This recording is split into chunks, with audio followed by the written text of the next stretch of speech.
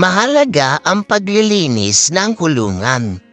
'Di ba pag naninigarilyo ka ang tungo mo, kanser sa baga, pag matakaw ka, hypertension, heart attack o stroke? Kung ang paborito mo mga inihaw at tusino, kanser sa kolon? Kung ang hilig mo ay bagoong, dilis, munggo, sardinas at kape sa umaga, arthritis. Kung adik ka sa kalapate, meningitis, PFL, LBM, hika, ehem to the max. Pwede rin sipon, ubo, lagnat, trangkaso, mawalan ng trabaho, sakit ng pamilya o mamura ng kapitbahay nyo. Bakit? Sige, ipaliwanag ko kalapatid. May mga ilang sakit na nakukuha sa kalapate. Ito ay dahilan sa madalas silang maglagas ng balahibo. Madalas at malakas dumumi at mabilis na naahawa ng sakit sa ibang kalapate na nakakasama.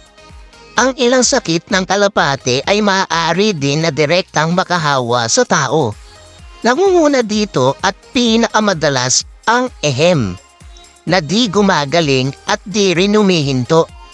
Pigeon pansiers lang ang tawag dito.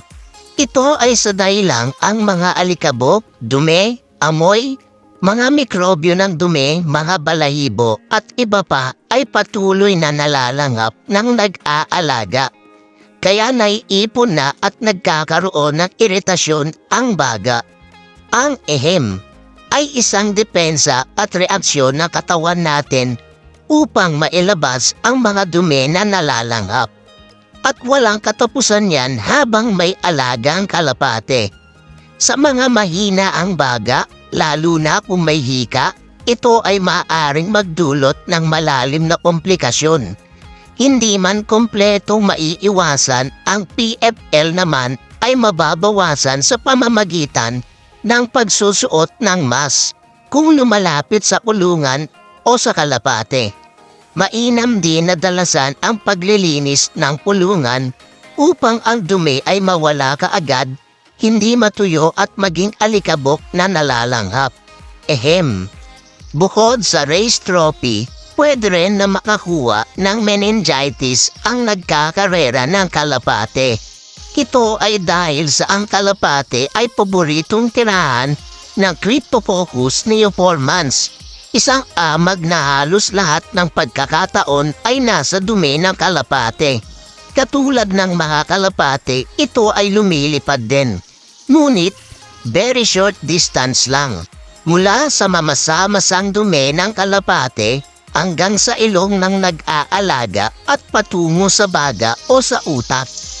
Ang pagtama sa ulo ang may pinakamasamang epekto.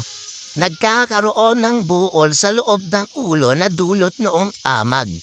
Kung sa baga naman ang naapektuhan, kadalas ay gumagaling naman ang baga kahit walang gamot. At madalang lang ang nagkakaroon ng sintomas sa baga. Ang masama nito pag nalaman na may cryptococcosis ang magkakalapate, maluba na dahil sa ulo na masakit na ang ulo, nanginginig. May pagkamalilimutin, nalilito o lumalabo na ang paningin. Ang masama pa kung may lagnat na kasama. Kaya akala ng may katawan ay stress lang yon. Depende sa lakas ng katawan. Maaring 2 linggo lang, babay na sa mundo hanggang 2 taon. Ngunit, huwag mawalan ng pag-asa. May gamot ito basta maaagapan. Baka naman sa ngayon sumasakit na ang ulo ninyo o lumalabo ang paningin. Sige, bahala kayo, stress lang yan. Muli, upang maiwasan ang cryptococcal meningitis, mahalaga ang paglilinis ng kulungan ng kalapate. Hindi lamang ang tuyong dumi, kundi pati ang mga naipon at mamasa-masa ay may panganib din. Sa puntong ito, mas mainam na magsuot ng mask.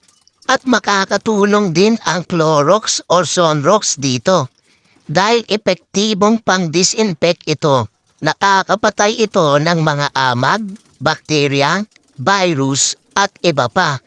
Sa paglilinis ng kulungan matapos matanggal ang mga dumi, espreyan ang mga sahig, mga dapuan at mga itlugan upang mabawasan ang mga dumi doon. Sa lahat ng ito, apong, tayong mga nag-aalaga ay maaaring magkasakit.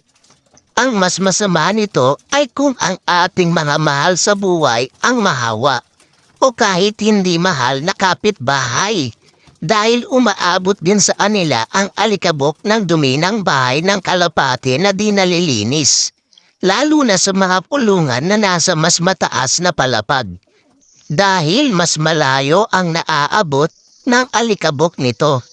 Isa itong responsibilidad na tinatanggap natin bilang mga magkakalapate para sa ating mga kasambahay at kasama. Kaya, mga kalapatid, sa paggising sa umaga, isuot na ang mask, dalhin ang sunrocks, maglinis ng kulungan ng kalapate. Kung tamad ka, huwag kang mag-alaga ng kalapate. Maghugas ng kamay pagkatapos at kung ayaw pa rin, bakit? Wala ba kayong mga kamay? Alright!